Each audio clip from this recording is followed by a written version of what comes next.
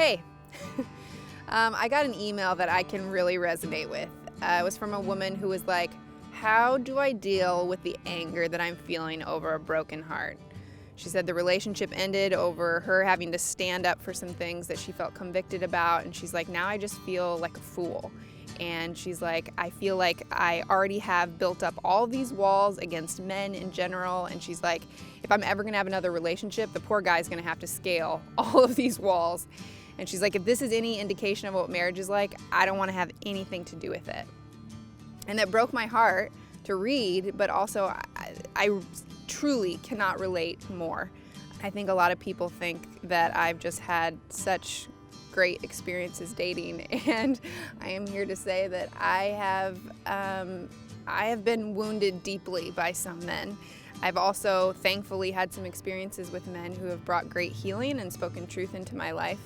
But ultimately, I have come to this place where I realize that I have a choice in how much I'm going to let these walls build up.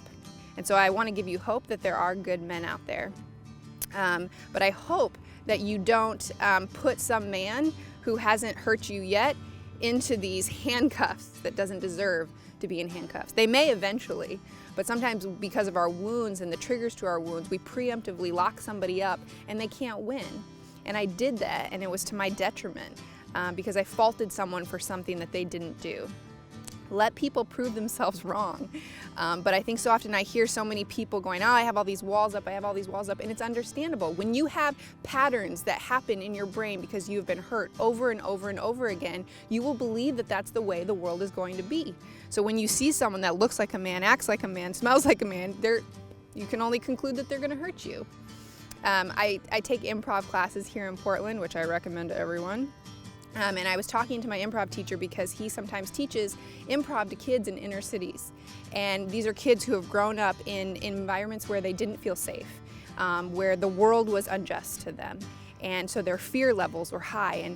And when you experience injustice and you experience pain, your brain sends messages that causes these beliefs to grow that says the world is this way and you should have your defense up, which is completely opposite of what improv teaches, which is to accept what someone's saying to you, to let your guard down, to not have fear, and to speak your mind and feel safe. And so it's harder when he's working with students who have those patterns in their brain already. But the beautiful thing is that the brain can retrain itself. And oftentimes it comes to us to choose if we're gonna believe the patterns that we've experienced, the patterns that our brain tells us is the truth, or we're gonna start sending new messages to our brain to retrain itself. And I think that's the beautiful thing of the gospel, is that Christ teaches for us to forgive our enemies, to love our enemies, and that's contrary to what much of the world says. It says, be fearful of the people that have hurt you. Say screw you to the people that have hurt you. It's just gonna happen again. We also know from just the way the body works, mind, body, spirit, that physiologically we will have manifestation to the choices that we choose to live in. So if we choose to live in anger, it will have physical effects on us. If we choose to forgive, it will have physical effects on us. One example I can give you is how stress can impact our body. They're even showing ties of stress to cancer, because stress breaks down the outer cell wall, and then we're more susceptible to sickness. For me, that comes in the form of cold sores. I woke up this morning with a cold sore, and I was not surprised at all. Yes, it's a form of herpes. I'm never going to get a date after this. But I get cold sores after I get stressed, and the last 2 weeks have been really stressful for me, and I have given into that stress. I've let it overtake me, and so this is the manifestation of that. And so I just want to encourage you in this place that you're at to go, I'm angry right now. I'm aware of that. I was hurt deeply. But I also can choose if I'm going to let that anger continue to permeate my soul, or I'm going to tell myself in those quiet spaces that there are good men out there. I can tell you there are good men out there.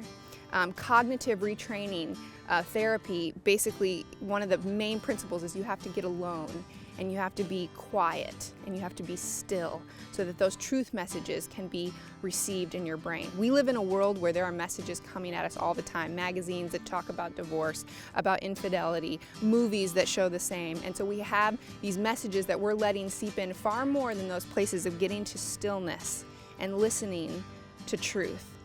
And one of those truths that has been huge for me is when Scripture says you are not given a spirit of fear. This fear that I have in my life is based off of the brokenness of this world, not what I was given. I was not given a spirit of fear.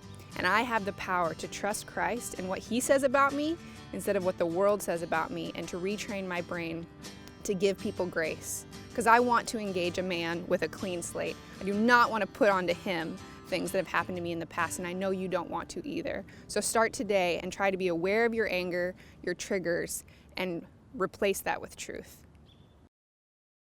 On the next Ask Joy, Joy buckles under the weight of responsibility. To all the future men out there, well, I actually hope there's just one.